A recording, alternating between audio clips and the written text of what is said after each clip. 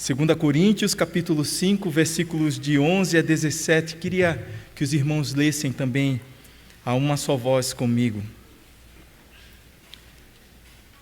E assim, conhecendo o temor do Senhor, procuramos persuadir as pessoas, mas somos plenamente conhecidos por Deus. E espero que também sejamos reconhecidos na consciência de vocês. Não queremos novamente nos recomendar a vocês. Pelo contrário, estamos dando uma oportunidade para vocês se orgulharem por nossa causa, para que tenham o que responder aos que se gloriam na aparência e não no coração. Porque se enlouquecemos, é para Deus, e se conservamos o juízo, é para vocês. Pois o amor de Cristo nos domina, porque reconhecemos isto. Um morreu por todos, logo todos morreram. E ele morreu por todos, para que os que vivem não vivam mais para si mesmos, mas para aquele que por eles morreu e ressuscitou. Assim que nós, daqui por diante, a ninguém conhecemos segundo a carne. E se antes conhecemos Cristo segundo a carne, já agora não o conhecemos deste modo. E assim, se alguém está em Cristo, é nova criatura. As coisas antigas já passaram, eis que se fizeram novas. Vamos orar? Pai, muito obrigado, Senhor, por Tua palavra. Muito obrigado por essa manhã linda, em que podemos juntos adorar ao Senhor. E a nossa expectativa é ouvir o Senhor falando conosco, pela Tua palavra. Abençoa-nos, Pai, em nome de Jesus. Amém. Amém. A igreja dos Coríntios é uma igreja bem conhecida por todos nós, não é? É uma igreja trabalhosa. É uma igreja que sofria muitas tentações, constantes tentações daquilo que acontecia ao redor dela. Ela era uma igreja que vivia numa cidade muito agitada, porque tinha 2 portos, um de cada lado. Ela ficava num istmo, assim, numa porção de terra que ligava por assim dizer, 2 continentes, né? Assim, ao invés de se fazer uma volta todinha, poderia se passar por Corinto, deixar todas as cargas num lado, e essas cargas seriam transportadas por terra até a outra ponta e seguiria a viagem. O que acontecia era que muita gente de muitos lugares do mundo passavam por lá. A economia de Corinto era uma economia crescente, uma economia forte. Existia muito dinheiro passando por ali, e essa riqueza toda trazia uma tentação ao coração de todo mundo, de viver em busca de riqueza, de poder, de aparência, viver segundo o mundo, ou segundo a carne. E era isso que também influenciava o coração dos coríntios. Eles estavam em busca, na igreja, na caminhada deles com Cristo, de uma vida que pudesse encher os olhos, uma vida que pudesse impressionar as pessoas. E por isso o apóstolo Paulo tinha tanto trabalho com a igreja de Corinto, porque para os coríntios, Paulo era uma pessoa meio fora da compreensão do que é bom na vida, né? O apóstolo Paulo, ele sofria oposições na igreja vinda de falsos mestres, homens que não conheciam a Cristo, mas que se infiltraram dentro da igreja e que tinham uma boa oratória, que tinha uma aparência boa, assim, de alguém que entendia das coisas, que era inteligente, que era cheio de sabedoria do mundo. E essas pessoas diziam sobre Paulo: Rapaz, Paulo é muito fraco. Primeiro, Paulo é pobre. Paulo é uma pessoa que nas cartas até parece ser alguém com autoridade, mas quando chega, vocês já perceberam? Ele é fraco. E mais, ele parece não ter a bênção de Deus. Por quê? Porque já viram quanto ele sofreu? Um homem que vive passando por dificuldades, por provações, por angústias. Se ele sobe no navio, o navio naufraga. Se ele vai para um lugar, leva surra. Ele nem sequer tem condições de se sustentar com dignidade. Ele vive dependendo das igrejas. Ele é uma pessoa que tem que construir tendas para poder se manter. Paulo, com certeza, não tem a bênção de Deus. Paulo não é um apóstolo de Jesus Cristo. Ele diz assim: nós sim somos. Nós temos presença, nós temos capacidade de convencimento, nós temos uma oratória boa. Presta atenção no que nós podemos apresentar para vocês. Vocês podem ver isso em nós, mas vocês não veem isso em Paulo. A carta de Paulo aos Coríntios, as cartas dele, elas enfrentam essa oposição da vida como ela se apresenta em suas vantagens, em suas nas coisas boas que ela pode oferecer. E essa segunda carta, ela é especialmente usada pelo apóstolo Paulo para defender algo que aqueles falsos apóstolos não tinham, e que era exatamente aquilo que eles precisavam ter para demonstrar que eram verdadeiramente apóstolos, que era a essência do Evangelho. A mensagem que Paulo pregava converteu o coração daquela igreja, e eles agora eram a carta de recomendação de Paulo. Vocês não conheceriam a Cristo se eu não tivesse pregado a vocês, e se eu não tivesse a Cristo, como é que eu ofereceria Cristo a vocês? Então o apóstolo Paulo está escrevendo sobre isso, está defendendo o seu ministério, o seu apostolado, a sua autoridade sobre a igreja, o seu direito de pastoreá-la. Então, no versículo 11, onde nós começamos, um minuto só. No versículo 11, o apóstolo Paulo diz assim: e assim, conhecendo o temor do Senhor, procuramos persuadir as pessoas, mas somos completamente conhecidos por Deus. E espero que também sejamos reconhecidos na consciência de vocês. O apóstolo Paulo começa a dizer assim: e assim, ou, portanto, dessa forma, mas de que forma? Do que ele está falando para ele continuar dizendo, e assim? O versículo 10 diz assim: porque é necessário que todos nós compareçamos diante do tribunal de Cristo, para que cada um receba segundo o bem ou o mal que tiver feito por meio do corpo. O apóstolo Paulo está falando sobre o nosso corpo aqui na terra, que não é um corpo glorificado ainda, mas que por causa da presença do Espírito anseia receber ou ser revestido por esse novo corpo glorificado. Nós estamos morrendo, não é? Eu sinto isso, eu estou morrendo. Minhas filhas, que são pequenininhas, elas entendam, as crianças também, né? Morrendo no sentido de caminhando para a morte. Nós todos estamos envelhecendo, não é? E depois de velhos, nós vamos nos encontrar com o Senhor. Né? Aí pelos 120, 130 anos de idade, nós nos encontraremos com Cristo. Mas veja, essa brincadeira ela faz muito sentido, né? Nós sabemos que nos encontraremos com Cristo quando morrermos. Mas a vida com Cristo, mesmo aqui, é uma vida tão boa que nós queremos vivê-la. E vivê-la para a glória daquele que nos chamou.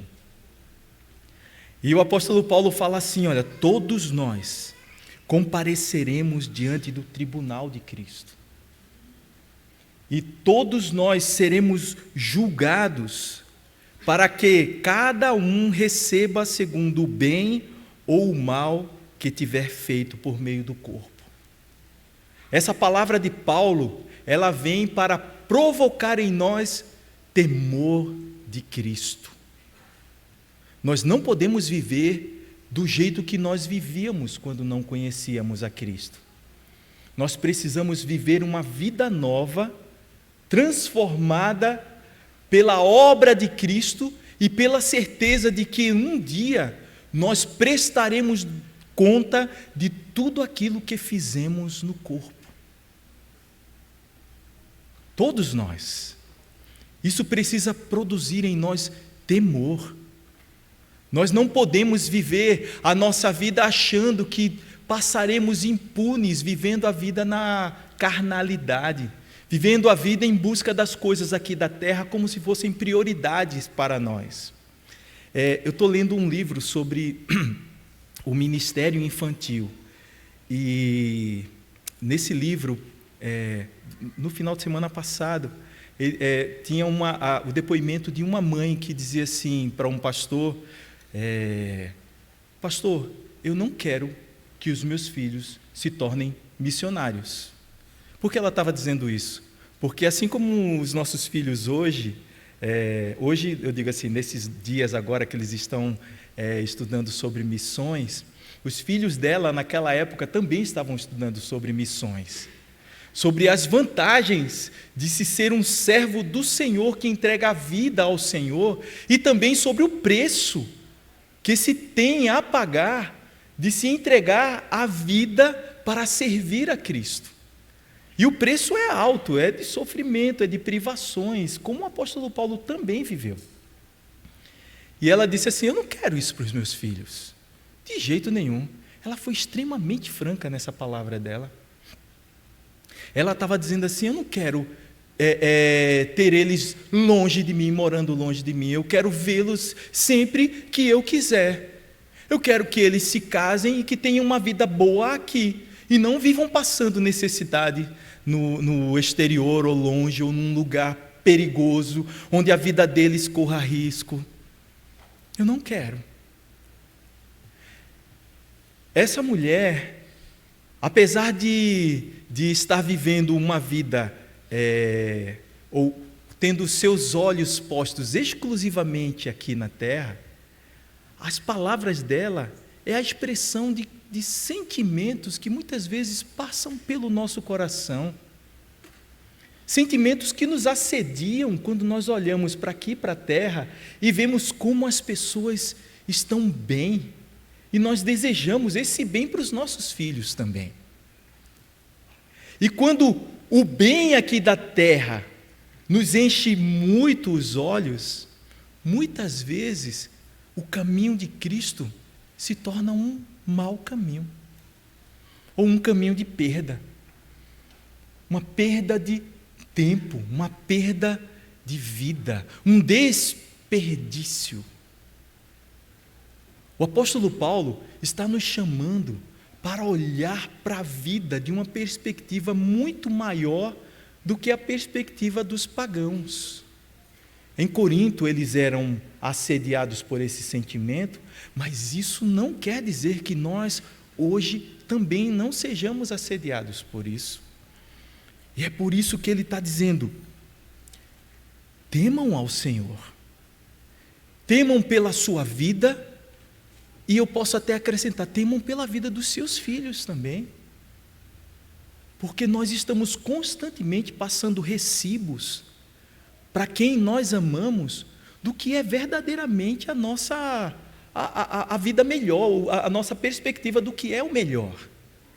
O Senhor Jesus, lá em Mateus, no capítulo 6, os irmãos conhecem bem esse texto, versículos de 19 a 21, ele diz assim: não ajuntem tesouros aqui na terra. Aqui na terra, a traça e a ferrugem corroem, ladrões escavam e roubam. Não façam isso. Ao contrário, ajuntem tesouros no céu, porque lá no céu, nem traça, nem ferrugem corroem. Nem traça, nem ferrugem corrói. Por quê? Porque onde estiver o teu tesouro, ali estará também o teu coração. É isso que o apóstolo Paulo quer que nós façamos. Quer que nós sejamos reconhecidos por temer ao Senhor e tenhamos um reconhecimento também das pessoas ao redor, de qual vida eles estão vivendo, de que tipo de vida eles estão vivendo, e que nós possamos viver essa vida, porque é uma vida que imita a Jesus Cristo. O apóstolo Paulo vivia uma vida que, apesar de todo o sofrimento, era uma vida dedicada à vontade de Deus.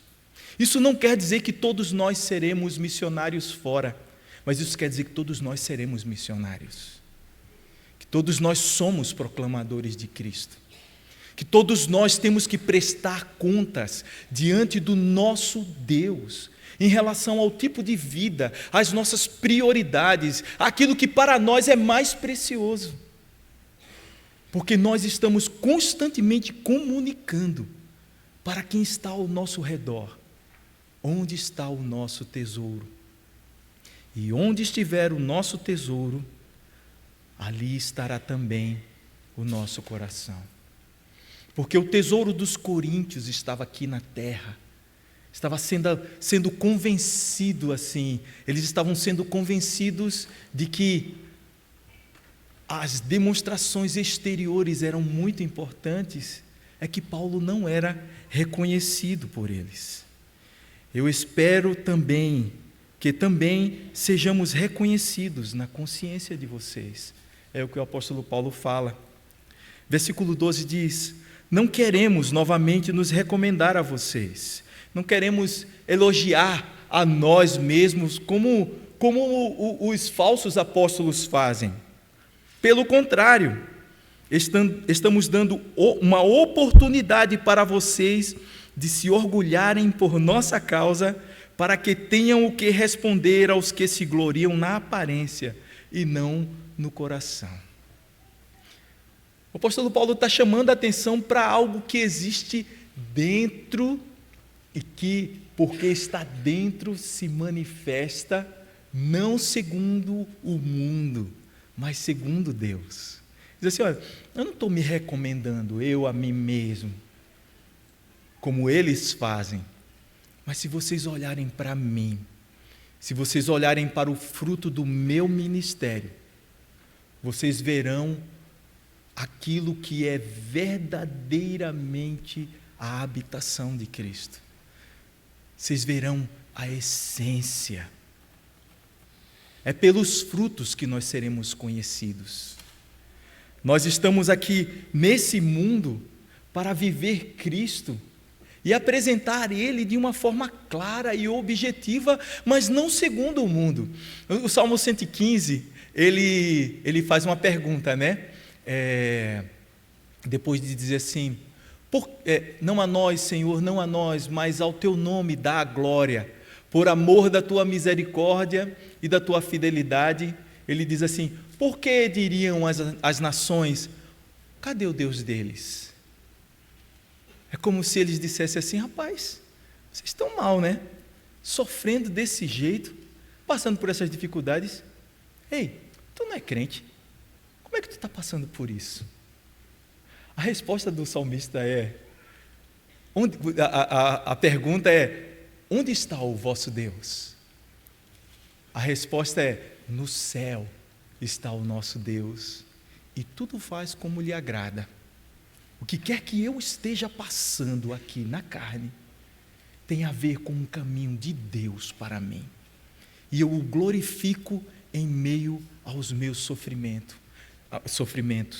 em meio às privações que eu passo, em meio às angústias que muitas vezes eu vivo. O apóstolo Paulo, às vezes, em momentos, ele perdeu a esperança até da própria vida, mas ele sabia em quem ele cria, e estava certo que ele era poderoso para guardar o seu tesouro até o dia final, né? Mas eu sei em quem tenho crido, e estou bem certo que é poderoso, guardará, pois, o meu tesouro até o dia final. Quando nós cantamos isso, nós olhamos para o céu, não é? Olhamos para o céu. Nós precisamos entender que a qualidade de vida aqui na terra não está ligada aos bens que nós podemos adquirir, porque nós sabemos que nenhum bem é igual ao Senhor Jesus, o nosso bem supremo. Que qualquer outro bem, quando chega aqui, quando chega na palma de nossas mãos, já deixa de ser bem. Nosso coração já começa a desejar outro bem. Mas no Senhor, que precisa ser a essência da nossa vida, o nosso maior tesouro, o nosso bem supremo, nós temos tudo o que nós precisamos. Aí no versículo 13 ele diz assim: porque se enlouquecemos, é para Deus, e se conservamos o juízo, é para vocês. Os falsos apóstolos diziam assim: rapaz, esse Paulo, ele ficou doido no caminho de Damasco. Lembra daquela queda que ele levou quando a luz brilhou? Que ele disse que viu uma luz brilhando e uma voz falando com ele. Quando isso aconteceu, ele deve ter batido a cabeça e ficado maluco. Ele endoidou. E aí o apóstolo Paulo está dizendo assim: olha, se eu enlouqueço, porque se enlouquecemos, enlouquecemos para Deus. Não existe coisa melhor do que ser conhecido pelo mundo como um abestalhado, né? Como uma pessoa que não sabe o que é viver. Não é? Mas, pai, como é que tu troca isso por aquilo? Como é que tu deixa de viver essas coisas para andar esse caminho? Como é que tu segue a alguém que tu nem sequer vê com os olhos? Eles não sabem que, assim como nós lemos, o Espírito de Deus que habita em nós testifica com o nosso espírito de que nós somos filhos de Deus, que não há outro caminho para nós. Nós só temos esse caminho para trilhar, essa loucura para viver. No início de 1 Coríntios ele fala isso, né? Porque a mensagem da cruz para o mundo é loucura, e é loucura mesmo. E se eu enlouqueço, é para Deus que eu enlouqueço. Mas se eu mantenho o juízo, é para vocês. Naquilo que vocês podem entender de Cristo, por favor, olhem para mim e vejam o que é verdadeiramente manter o juízo. Há só um caminho a trilhar, e ele fala isso no versículo 14: pois o amor de Cristo nos domina, porque reconhecemos isto: um morreu por todos, logo todos morreram. Ele está falando que Cristo morreu por todos, logo com ele na cruz todos morreram. Esse amor domina a vida dele. Na versão revista e atualizada, ele diz assim: pois o amor de Cristo nos constrange, não é? O sentido objetivo dessa palavra é como se fosse um afunilamento, uma dominação, um encaminhamento tão estreito que nós não temos outra escolha senão trilhar aquele caminho. É como o sentido aqui é como de um navio que tem que passar por um estreito, que é tão estreito que ele passa bem rente às paredes daquele estreito. Tem que andar corretamente, não pode pender nem para a esquerda nem para a direita. É como um criador de animais, de bois, que faz passar a sua boiada por um cercado bem apertadinho e fecha as duas pontas, né, para poder aplicar remédio ou para poder marcar o seu gado, e depois abre, mas ele tem que passar por ali. O amor de Cristo por nós, manifestado no seu sacrifício na cruz do Calvário, precisa dominar a nossa vida, precisa fazer trilhar o caminho exclusivamente dele, sem misturas, sem outras coisas, sem outros valores que possam se tornar para nós maiores do que os valores do alto. Nós precisamos reconhecer que houve um amor que abriu mão da vida, da alegria que lhe estava proposta, e veio aqui na terra para ser condenado à cruz, para morrer em favor de pecadores, para como um cordeiro derramar o seu sangue na cruz, por amor de nós. Que amor maravilhoso, que nos constrange, que nos domina. Quando eu estava lendo, eu lembrei de um dia que eu estava chegando há muitos anos atrás na Igreja das Graças, e tem dois rapazes que na época eles eram, eu não sei como é que eles estão hoje, porque já faz tempo que eu não os vejo, Rodrigo e Neemias, que eram conhecidos como Rodrigão e Negão, não é? Por quê? Isso aí já deve explicar para vocês, né? Eles malhavam e eles eram muito fortes. E um dia, eles estavam, acho que, brincando de polícia. Porque quando eu cheguei, que eu desci do carro, aí eles correram na minha direção e pegaram cada um num braço meu e disseram assim: pegamos ele. Olha aqui o mau elemento, né? Mas assim, eles estavam brincando, né? Eu não sou o mau elemento não, tá certo? Mas assim, quando eles pegaram no meu braço virou nada. Eles só segurando assim, já me dominaram. Isso me faz lembrar uma outra história. O pastor Sérgio que conta que tinha um bêbado que sempre chegava na igreja, a igreja presbiteriana do Prado. Ele sempre chegava e assim, durante a pregação, ele queria pregar junto com o pastor, concordando e dizendo: é isso mesmo, não sei o quê, e atrapalhando o culto, né, e a pregação. Aí o pastor Sérgio fala que um dia, quando lá vem ele era conhecido como índio. Aí o pastor Sérgio pregando e dizendo: eita, lá vem o índio. Aí ele falou assim, cheguei, e começou a falar, não sei o quê, aí sentou-se lá, e aí sentou do lado dele um presbítero assim, feito o Jorjão, assim, um presbítero forte, que era da polícia militar. E aí quando ele começou a querer pregar também, quando ele abriu a boca para falar, aí o diácono pegou no braço dele assim, aí o pastor Sérgio falou que deu para perceber que quando ele pegou assim, ele calou, aí ele levantou, levou ele lá para a porta e soltou ele, e ele foi embora, não é? E ele pôde terminar o sermão. Não sei se uma semana depois, mas algum tempo depois, o pastor Sérgio estava pregando novamente lá na igreja, e aí quando vê, lá vem o índio de novo. Meu Deus! Aí o índio gritou lá de fora ainda: cheguei! Aí o diácono se levantou, aí ele, quando viu o diácono, disse: já estou indo embora. Porque naquele momento que ele pegou no braço do índio lá, de índio sentiu que não tinha muitas escolhas, a não ser se comportar no culto.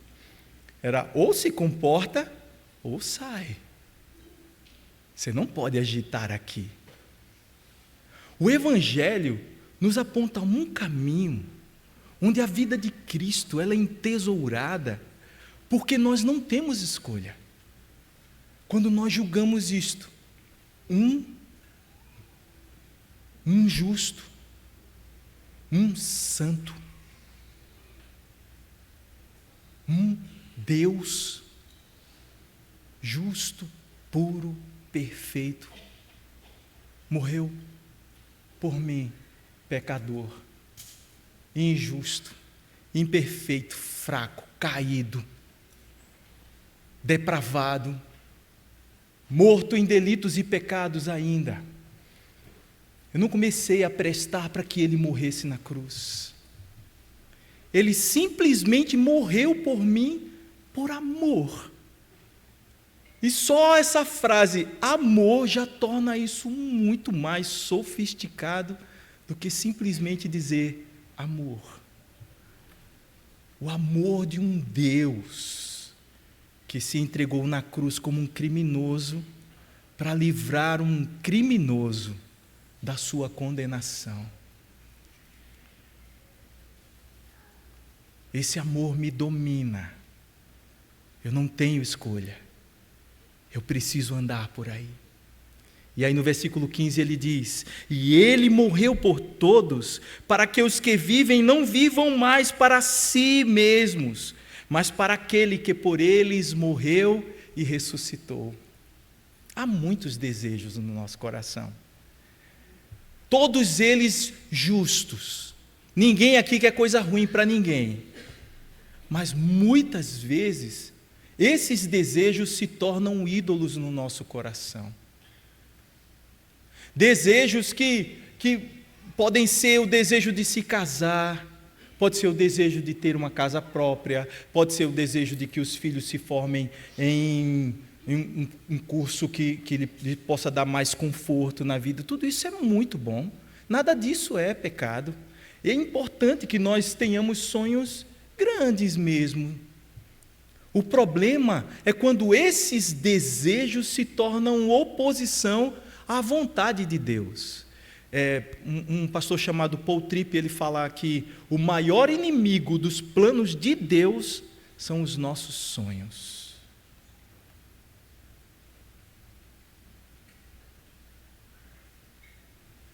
Nós precisamos olhar para a nossa vida e saber que Ele morreu por todos. E esse todos aqui não é o mundo inteiro, são todos aqueles que morreram com Ele também.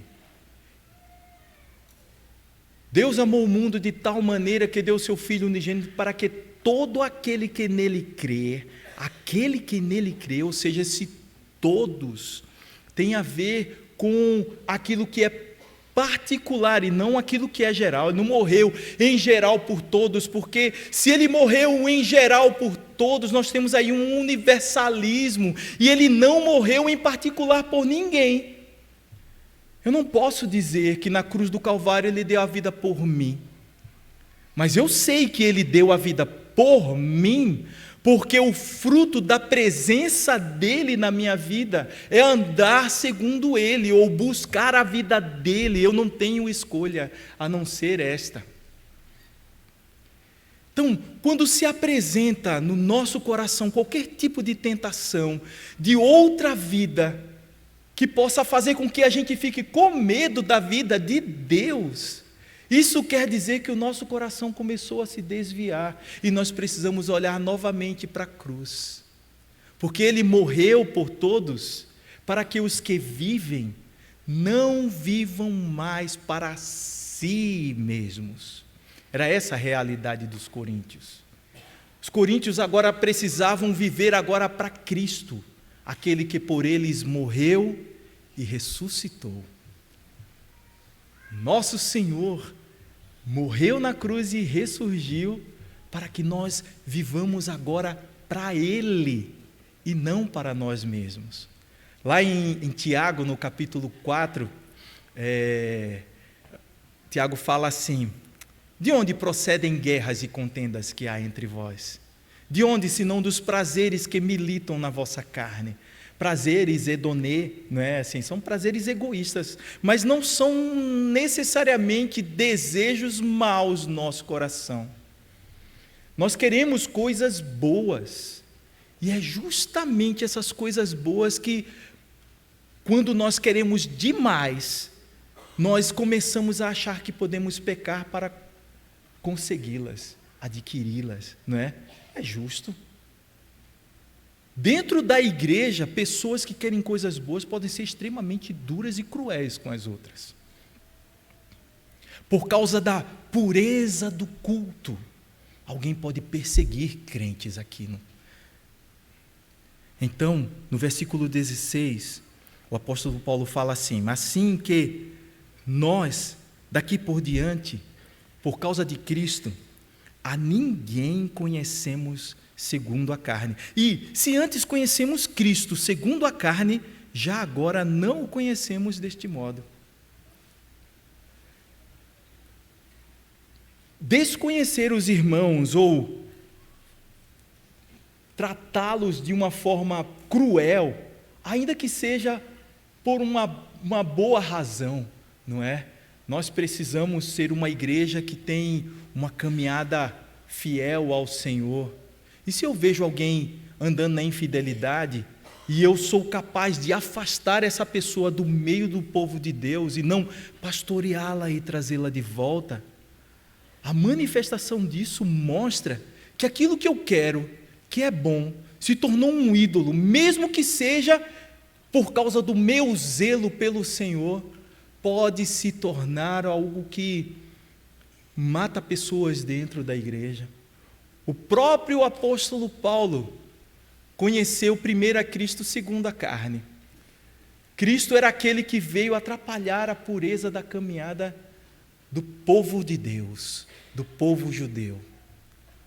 Rapaz, o que a gente precisa fazer com esse homem é matá-lo. Era assim que os principais e os fariseus e os sacerdotes olhavam para Cristo. E quando Paulo saiu a perseguir os cristãos, ele estava perseguindo a Cristo. E quando ele fazia isso, ele fazia no coração dele por uma boa causa. Ele estava olhando para aqueles que seguiam a Cristo segundo a carne e nem sequer percebia isso. E ele estava perseguindo a Cristo mesmo, porque quando ele encontrou a Cristo no caminho de Damasco, Cristo pergunta para ele: Saulo, Saulo, por que me persegues?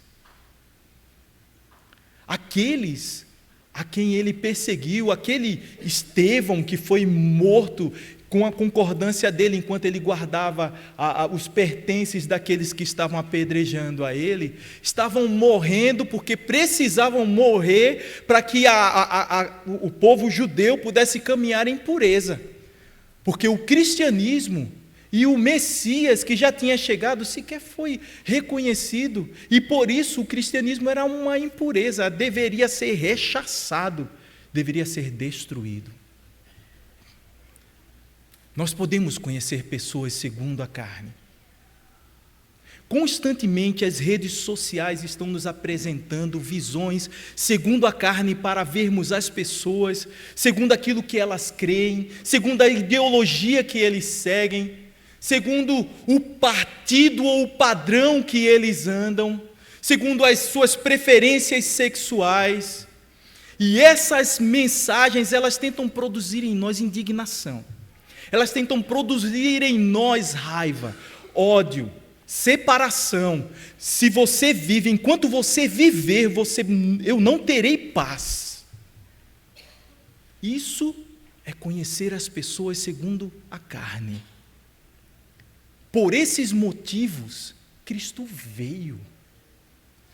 Mas por esses motivos, eu quero o fim dessas pessoas, ou elas pensam igual a mim, ou então, eu não quero nem conversa, não sento perto.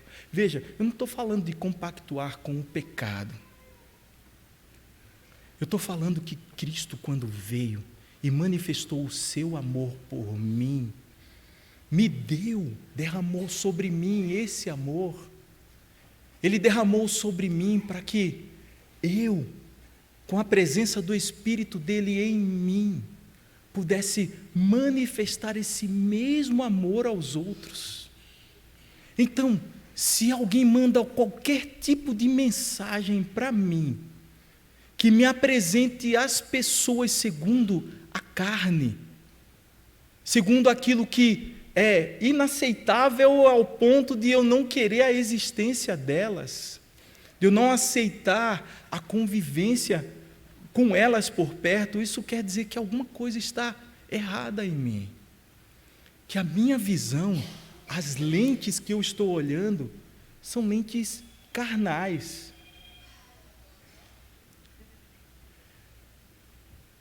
Nós precisamos olhar para as pessoas diferente do olhar dos coríntios em relação ao apóstolo Paulo, diferente da visão dos judeus em relação ao Senhor Jesus Cristo. A nossa lente é a lente de Cristo, e ela nos manda manifestar o mesmo amor que nós conhecemos nele. Falo novamente, não é compactuar com o pecado, mas é amar como Cristo amou. Conheço muitas pessoas que dizem assim: olha, se um homossexual chega perto de mim, minha vontade é de ter distância.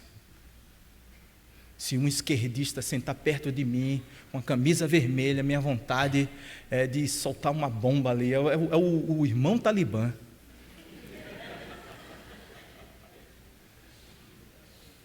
Outros crentes de esquerda talvez olhem para os de direita e digam assim: olha, se Deus apressasse o tempo para que o inferno chegasse e levasse essa galera, não é?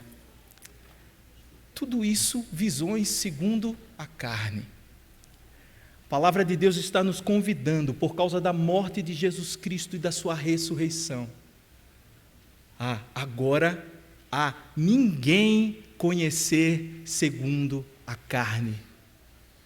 E se ele fala, no final do versículo 16, e se antes conhecemos a Cristo segundo a carne, ao ponto de tentar matá-lo, já agora não o conhecemos desse modo. E assim, versículo 17, se alguém está em Cristo, é nova criatura. As coisas antigas já passaram, eis que se fizeram novas. Quem sou eu? Eu sou uma nova criatura. Isso é uma promessa da palavra de Deus desde Isaías.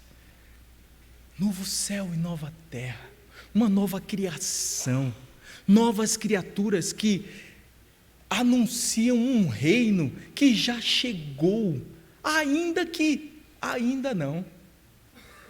Um reino maravilhoso, onde pecadores são aceitos e não rechaçados.